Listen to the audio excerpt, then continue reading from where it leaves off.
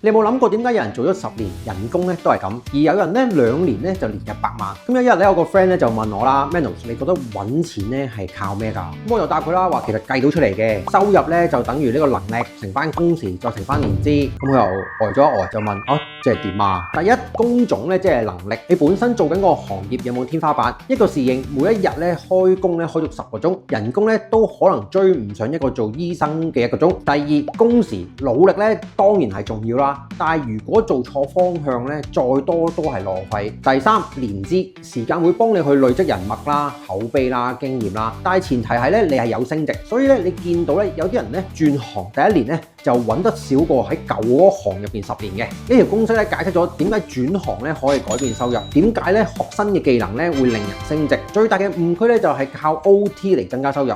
唔改工種，唔升能力，收入咧只會慢慢見頂。你揾緊突破點，不如咧問下你自己：我而家係咪做到工種價值最高？我有冇喺舊有嘅框框入邊升級？拆解自己嘅收入公式，先至可以真正突破現狀。